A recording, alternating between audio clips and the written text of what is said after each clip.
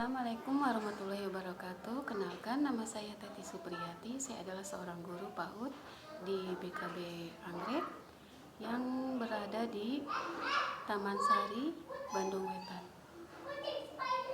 Saya beberapa kali menemukan anak yang tidak mau dipotong kukunya.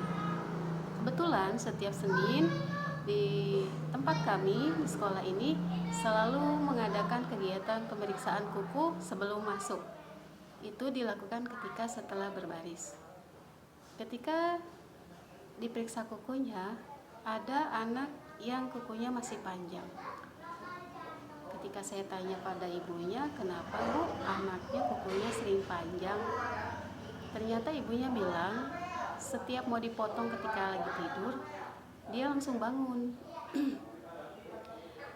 Saya teringat dari cerita ibu itu kalau saya juga pernah mengalami punya murid yang seperti itu. Membujuknya sangat membutuhkan waktu. Saya membujuk anak itu di sekolah yang sebelumnya itu sampai 2 bulan.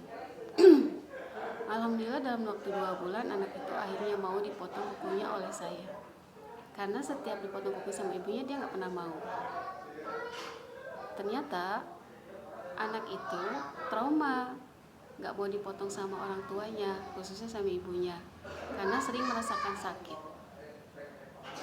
Nah, setelah saya potong kukunya, anak yang di sekolah sebelumnya saya mengajar,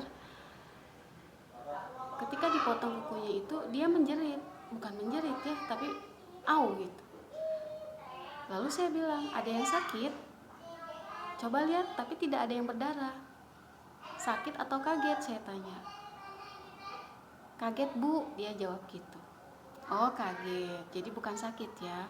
Boleh Bu lanjut potong kukunya? Iya Bu, akhirnya dia pun mau dipotong kukunya. Nah, ketika itu saya memujuknya sampai anak itu mau. Dia seneng topeng Spiderman. Jadi saya bilang kalau kukunya mau dipotong, nanti ibu kasih topeng Spiderman. Alhamdulillah anak itu mau akhirnya. Nah, di sekolah ini, di PAUD Anggrek, saya menemukan kasus yang sama. Anak yang trauma dipotong kukunya karena merasa sering sakit dipotong kukunya sama ibunya. Dibujuk apapun dia nggak mau. Nah, satu hari minggu ketiga saya bilang sama ibunya dan kita bernegosiasi ceritanya. Kita sepakat, Bu, nanti kalau anaknya mau jajan, bilang ya suruh potong kuku dulu. Kalau nanti dia mau potong kuku, baru dikasih jajan. Tidak lama kemudian, kurang lebih 10 menit, anak itu betul mau jajan. Ibunya sepakat gak ngasih jajan kalau kukunya belum dipotong. Tiba-tiba anak itu masuk ke dalam kelas ketika saya lagi duduk sendirian.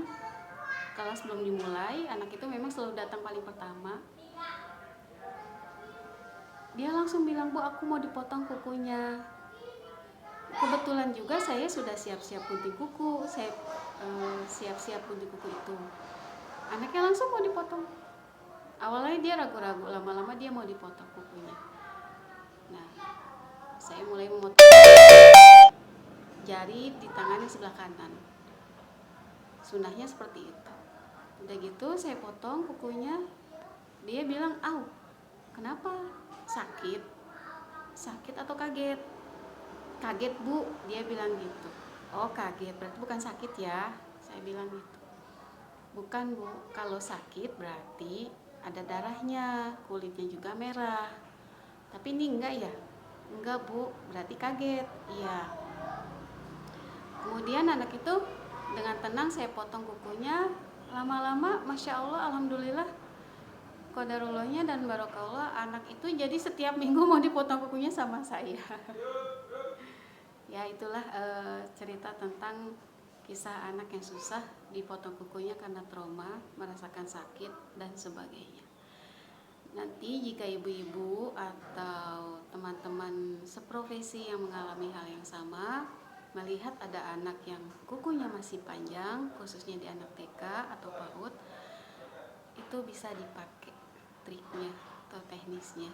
Temukan cara atau metode bagaimana caranya anak itu mau dipotong kukunya. Dengan syarat kita pun harus hati-hati. Jangan sampai membuat trauma yang kesekian kalinya buat anak itu yang jadi gak mau dipotong kukunya lagi. Sampai situ, semoga bermanfaat pengalaman yang saya dapat dan saya bagikan. Mudah-mudahan jadi ilmu dan bisa diamalkan. Wabillahi taufiq wal hidayah. Wassalamualaikum warahmatullahi wabarakatuh.